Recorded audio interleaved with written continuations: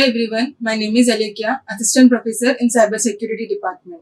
So today we are going to discuss about software attacks and hardware attacks.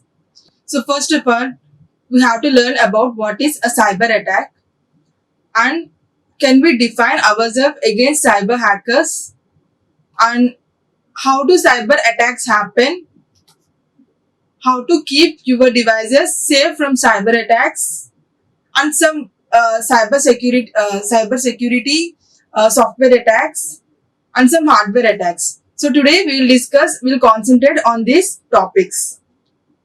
So first one, what is cyber attack? So here the cyber attack is some attacker. They try to gain some unauthorized access to an IT system. So the system which is connected to the internet, they want to gain that particular access, that particular system's access. So it may be the motivation may be anything.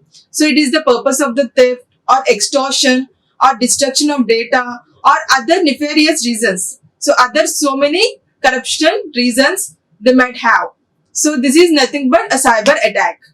So what is cyber attack? A cyber attack is someone who is trying to gain the unauthorized access to an IT system which is connected to an internet. So for the purpose of theft, extortion, disruption, or other nefarious reasons.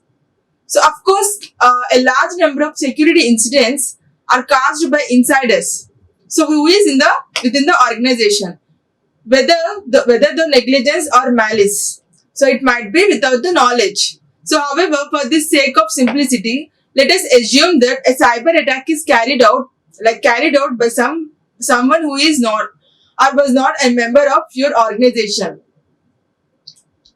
So here, an average in American household contains at least 22 connected devices. One household contains 22 connected devices like laptops, phones or smart devices. And every single one of those devices is one of the entry for the cyber attack. So the cyber attack might happen from anything. So it might be through laptops, through phones, through smartphones, tabs, anything. So it is like if one household having 22 connected devices which are connected to the internet. So every single device is one of the vulnerability to the attacker to gain access to that network. Here cyber attackers have not only become prevalent, so they have also become easiest to pull off also.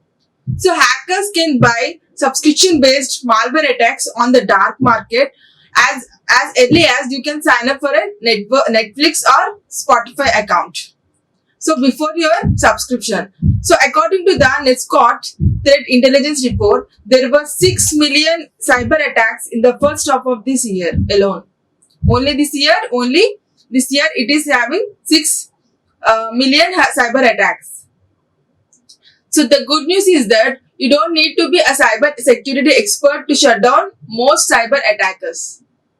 So it is like you should not have complete knowledge about the cyber security. So to decrease or to minimize the cyber attacks. So how can we? So how do cyber attacks happen? So how they are happening? So cyber attackers occurs when an individual, group or organized gang attempts to maliciously breach the security system of any other person or organization. So cyber attack occurs when individual, group or organized gang, they try to maliciously breach the security system. They'll try to enter into that security system through a person or an organization. So while this prompt you to envision hackers breaking into an online banking system to steal billions, the most common example of a cyber attack is a data breach. Okay, so here data breach takes place when hackers bypass a company or organization's security and steal sensitive information. So where it happens, breach means when hackers trying to bypass, so they gone through the company or organization security details and steal some sensitive information. It is nothing but the data breach where they can use it for the attacking purpose. And here they use this particular information for extortion, to grab the information or to commit other frauds or to sell it in the dark market. So dark market is nothing but where it is some websites where they can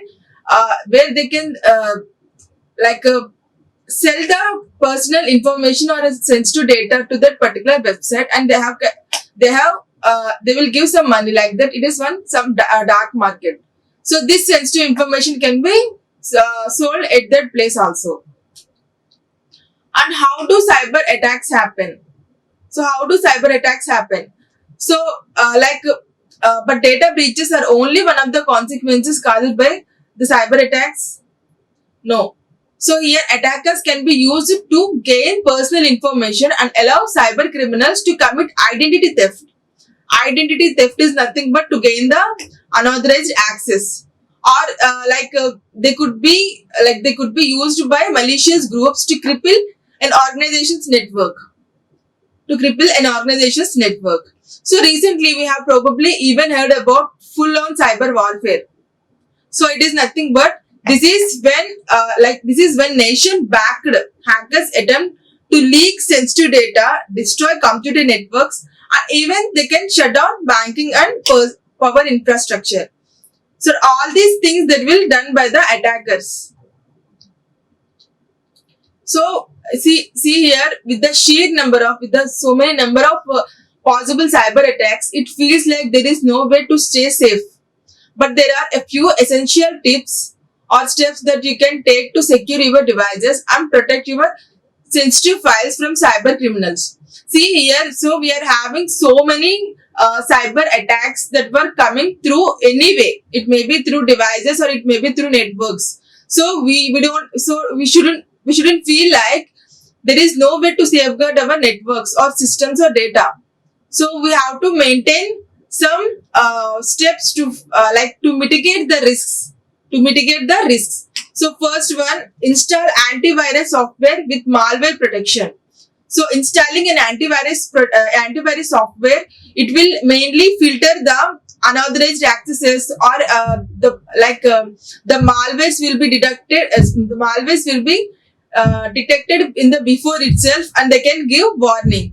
So first we have to install an antivirus software in the devices that were connected to the internet, and use complex passwords.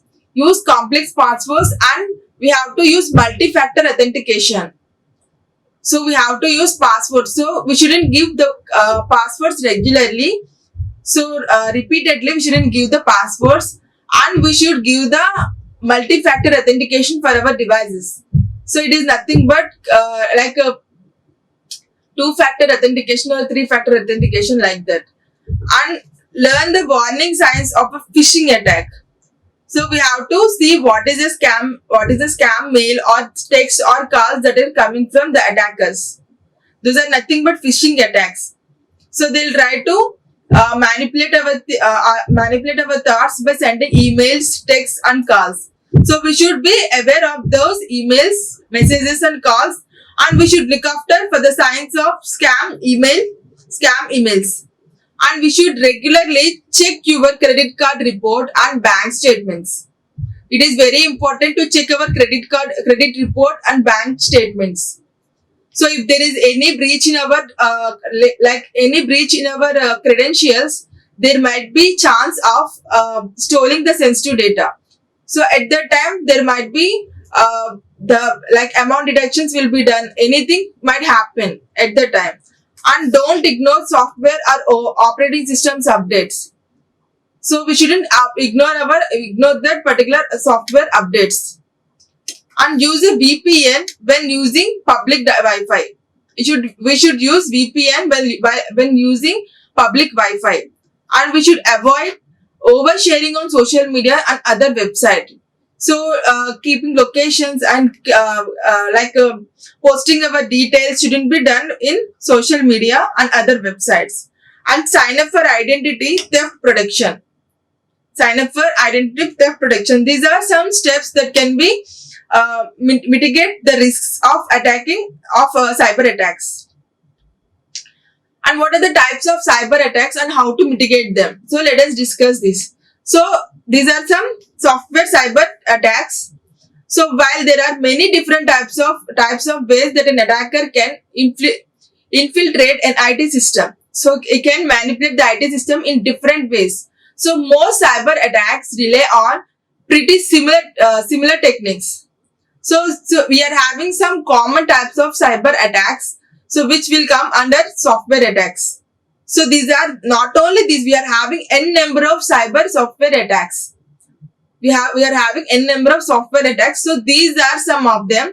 So first one, malware attacks, phishing attacks, man in the middle attacks, distributed denial of service attacks, and SQL injection attack, zero-day exploit, DNS tunneling. So these are some cyber attacks. So let us discuss about these attacks, software attacks, and how we should know how to mitigate them, how to prevent them. So first one, malware attacks. So malware is a type of application. So it is one of the type of application having some instructions that can perform a variety of malware tasks. So without our knowledge, the task will be done background of the system. So some strains of malwares are designed to create persistent access to a network.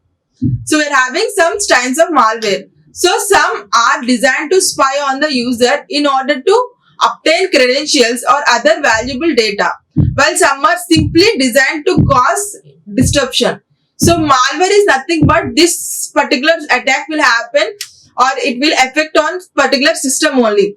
It is not like that. So it is having so many types. In malwares also we are having so many types where it might cause on the network. So it might affect on the network, or it can act as a spy on the user. So in order to gain the credentials, or it is like simply designed to cause disruption. So some malwares are like they'll cause or slow down the system. So like that, malware acts as so many things. So we're having so many types of malwares that can act on the system. So some forms of malwares are designed to extort the victim in some way. So they'll try to disturb the victim in some way. So perhaps most notable form of malware is ransomware. So ransomware, what is ransomware? Ransomware is a program designed to encrypt the victim's file. So it will try to encrypt the victim's file and then ask them to pay ransom in order to get the decryption key. So here the victim's file will be encrypted by the attacker and they'll ask some money to decrypt that particular key. So it is nothing but one ransomware. It is come under malware attacks. And next one, how to prevent them. So how to prevent malware attacks. So preventing malware infections is not very easy task. It is required a multi-pronged approach. So at least you need to know is, first one, ensure that you have at least, you have the latest and greatest anti-malware or spam protection software installed in our system. So we should install at least or new antivirus software in our system. And ensure that your staff is trying to identify malicious emails and websites. So they have to train that they can identify the emails and websites that are coming from the malicious websites or from attackers. So have a strong password policy and use multi-factor authentication while possible.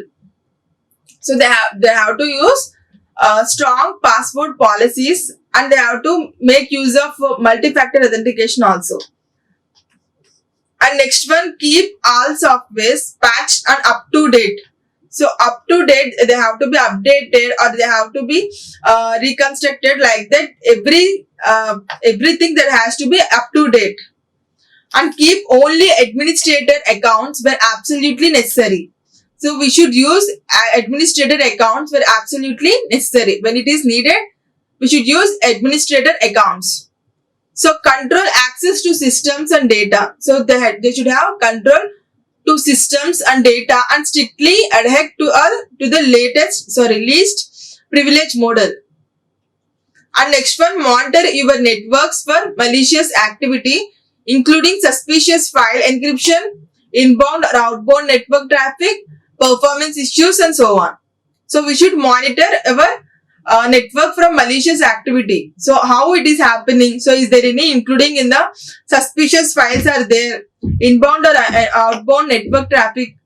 So what are the performance issues that were happening in that? So we should make some monitor on that particular aspects. And next one, phishing attack. So what is a phishing attack?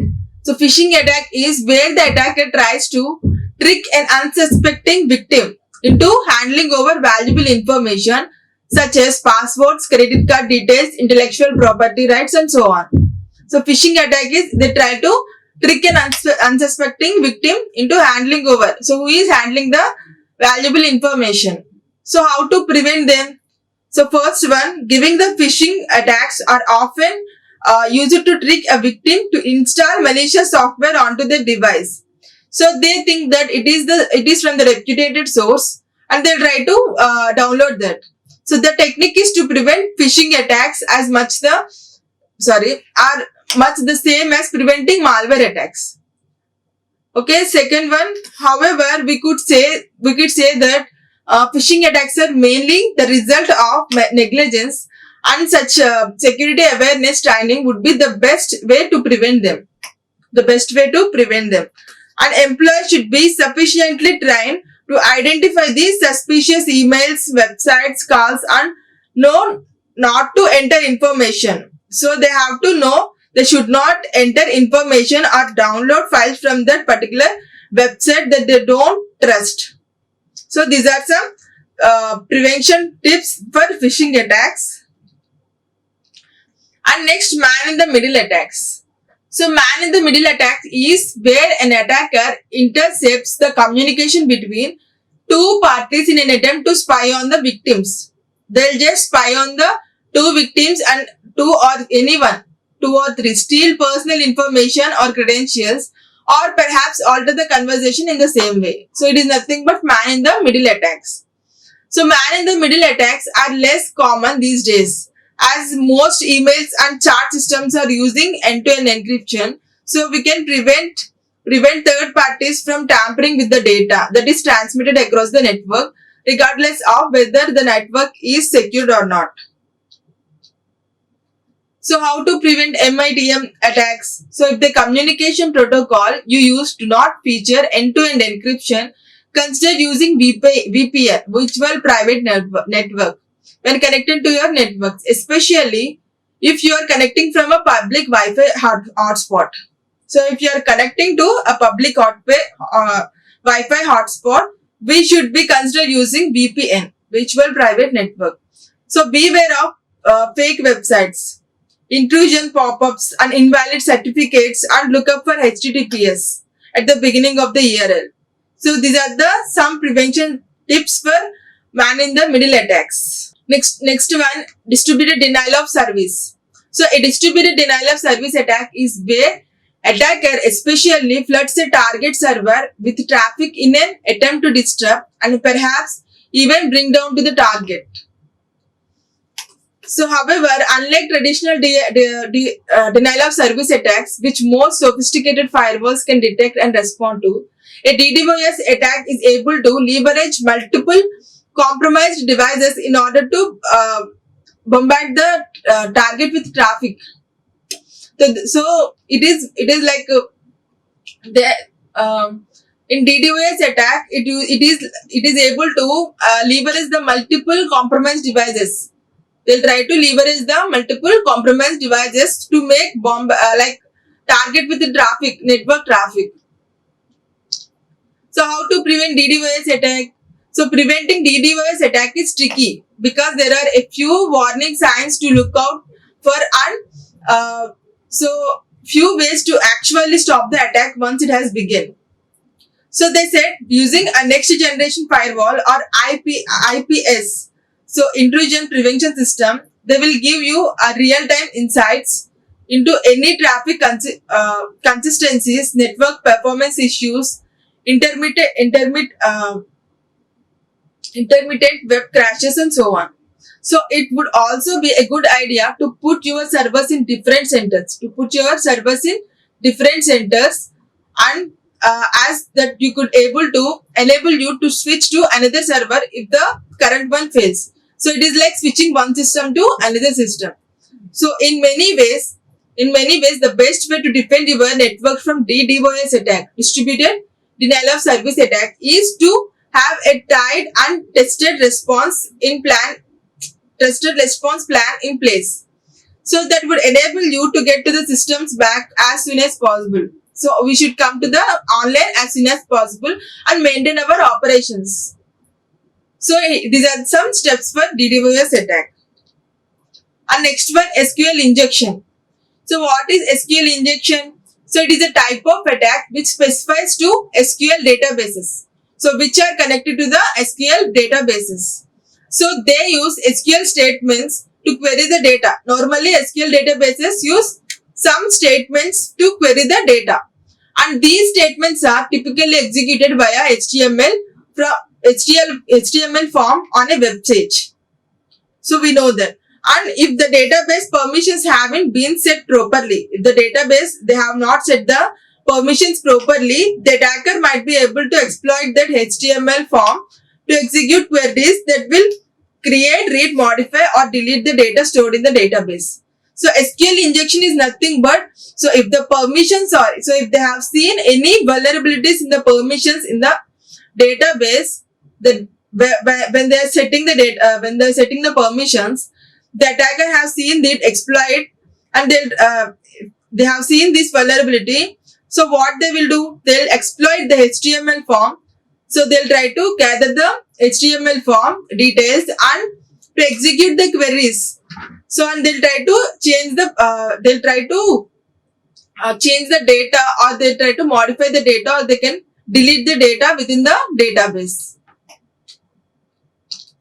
And next one, how to prevent SQL injection attacks. So first one, the only way to prevent SQL injection attacks to ensure that the web developers have properly sanitized all inputs. They have given the all inputs correctly or not. And in other words, data cannot be taken directly from the input box. So it can be like a password field and stored in a database. So this password field cannot be that cannot be taken directly. And instead, the entering password must be validated to ensure that it meets the predefined criteria. So they should meet the before details. And next one, zero-day exploit. So zero-day exploit is one of the attack where cyber criminals learn of a vulnerability that has been discovered in certain widely used software applications and operating systems. So they'll try to learn the vulnerabilities that were discovered in the software's applications and operating systems. And then they'll try to target organizations who are using software in order to exploit the vulnerability, and they'll try to fix before a fix becomes available. So before the fix becomes available, they'll try to exploit. They'll try to gather the information about the vulnerability. It is nothing but zero-day exploit. So what are the prevention steps? So traditional antivirus solutions are not effective against zero-day threats. So where we are using some traditional antivirus softwares, so that will not affect zero-day threats. So there is no foolproof way to preventing such attacks. So however, next generation antivirus solutions can help to prevent attackers from installing unknown softwares onto a victim's computer. So we have to make use of next generation antivirus solutions. And naturally, keeping all softwares up to date will also remove the vulnerabilities, and having a tied and test incident response plan in place that will help you to recover quickly from the incident. And next one, DNS spoofing. DNS tunneling. So DNS tunneling is a sophisticated attack, very new attack vendor that is designed to provide attackers with persistent access to give a target to a given target. So it is designed to mainly provide attackers with persistent access. So since many organizations fail to monitor DNS traffic or malicious activity, so without it might be the failure of the training of the employees in the organization. So attackers are able to insert and tunnel malware into DNS queries. They'll try to insert some tunnel malware into the DNS queries. So it is like DNS request sends from client to the server. DNS request that is sent from client to the server. So here the malware is used to create a persistent communication channel that most firewalls are unable to detect. So they'll try to create a persistent communication channel that most firewalls are unable to detect. So it is the latest attack where even the firewalls also very difficult, even for the firewalls it is very difficult to detect them. So what are the prevention steps? So since traditional firewalls and AV software, antivirus software is not able to detect DNS tunneling, you'll probably need to invest in specialized tools. So they are having some tools like Tunnel Guard, Scalar and DNS filter. So these are having some tools that can be used to detect this DNS spoof tunneling. And you should ensure that tools you use can automatically block the execution of the malware contained in the malicious DNS queries. So execution also has to be stopped by using these particular tools. And it should also blacklist destinations. So it should also blacklist the destinations that are known to be used for data exfiltration and provide real-time analysis of all DNS queries for suspicious patterns. So if there is any DNS service, any DNS queries which is having suspicious patterns that are also has to be removed by using this particular software. So these are some prevention tips for DNS tunneling. And next one, hardware attacks. So these are all the software attacks, some software attacks. So what are they? Malware attacks, phishing attacks, man-in-the-middle attacks, distributed denial of service attacks, SQL injection, zero-day exploit, DNS tunneling. So these are some software attacks. So let us discuss about the hardware attacks. So here the goal is to physically access a digital system to obtain secret information or modify the system behavior. So the main goal is to physically access the digital system and to abstract, to obtain secret information, or they try to modify the system behavior. They'll try to change the permissions or they try to change the settings like that. So these attacks can be classified as covert or overt based on the awareness of the attack. So each attack has capabilities as well as objectives. So what are they? So these are having different types of hardware attacks. So although gaining access to physical equipment is more difficult than using software-based attacks like malware, phishing or hacking. So cyber criminals have discovered many ways over time. So the main thefts to hardware security come from default passwords using across numerous devices, out of date firmware, and a lack of encryption for the data, and but other targeted attacks can be just as harmful. So the harmfulness will be same. So these are some hardware attacks. So first one, attack via side channel.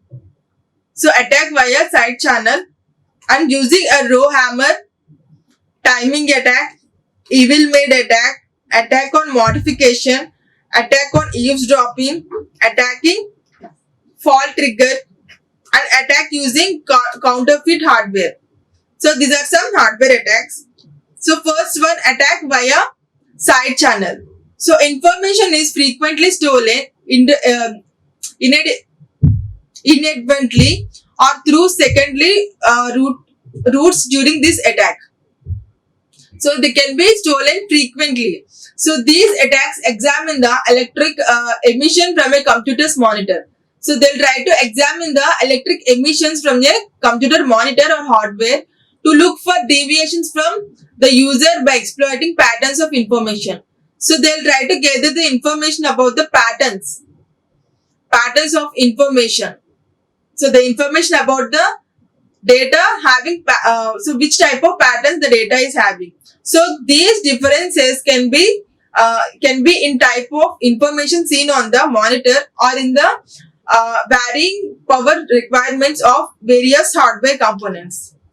So by detecting coincidental hardware emissions, the attacker often tried to leak private data, including cryptographic keys. So, an implementation attack or sidebar attack is another name for a side channel attack. So, for this, they have given the sidebar attack or the implementation attack. And next one, using row hammer. So during a cyber attack, if they are having dynamic raw modules, flaws are exploited. So the DRAM. So these memory cells respond to repeated accesses or hammering by releasing an electric charge that flips nearby bits from 0 to 1s and vice versa. So if the bits are from 0 to 1, at that time they'll try to release the electric charge for flipping. And this makes it possible for untrusted apps to override security sandboxes, which prevent malicious code from accessing and infecting operating system resources and get full security system rights. So this is by using raw hammer also the attacks might happen. And next one, timing attack. So it is like the cyber security side channel hack targets cyber crypto systems. So crypto systems. So by examining how long it takes to a crypto system to respond to various inputs and carry out cryptographic operations and algorithms, the cyber criminals try to hack it. So they'll try to examine how to how long it takes a crypto system to respond to various inputs. So they'll try to gather that type of information and what type of information that carry out cryptographic operations and algorithms. So these cyber criminals try to concentrate or they try to gather information about the crypto systems. And evil maid attack. So it is one of the case study like John Ruptosa is computer scientist. They have created this phrase like evil maid in 2009 to describe the idea of dishonest maid attempting to steal electric equipment in a hotel room. So it is like some maid. They try to attempt stealing on some what is that steal electric. They'll try. He has stolen some electric equipment in the hotel. So to steal the access the victim's sensitive data, the attacker must physically get access to unattended hardware devices. So they have to get access to the unattended hardware devices also. So for instance, a criminal might install a keylogger to record every keystroke the victim enters or implants a USB device and device modification software onto a powered down computer. So here you can install a keylogger to record every keystroke in the system. So to track the information in the USB device or device modification software. So it is nothing but evil maid attack. So this is one of the physical attack that might happen. An attack on modification. So it is like within the breach of the security. So cyber criminals, they'll try to breach the security of a hardware device to perform man-in-the-middle attacks by circumventing the device's limitations. And here the cyber criminals, they try to receive and alter the data packets before sending them to the intended recipients. So if someone want to send some information to another person, so they'll try to gather that particular information and they'll try to it is for the purpose is for introducing malicious software into the hardware component or by using flaws to that particular data packets. And next one, attacks by eavesdropping. So eavesdropping is someone spying on our details or on our processes, operations within the organization. Someone is spying on that. So when sensitive data like passwords, credit card information is moved from one device to another device, a substantial data interception attack occurs. So there is a chance of data interception attack might happen. So since no notifications are raised during transactions, over insecure networks, eavesdropping attacks can be effective. So there are many sorts of eavesdropping attacks. One frequent technique involves inserting a card skimming into a ATM or point of sale terminal and periodically accessing the device to obtain a copy of its data. So he'll try to gather the copy of the particular data. And next one, attacking fault trigger. So this typically conduct this assault by intentionally introducing hardware flaws onto the system. So hardware flaws. So if there is any repairs in the hardware into the system, they'll try to alter the device typical behavior. They'll try to change the hardware's original behavior. So this SL core concept is to attack system level security. So it is mainly the target is to attack on the system level security. So next one, attacking using counterfeit hardware. So this sort of supply chain assault involves in selling phony or illegal equipment to businesses. So they'll try to sell some illegal equipment to businesses, opening doors for hackers to gain access to these devices through the back door. So for instance, we are having some Catalyst 2960X and 2960XR. These are the switches, aren't fake. So Cisco issued a field note encouraging users to change the software on the switches. So they have become one vulnerability for the users to gain access to the system through backdoor. So these are the references that we have gone through for this presentation.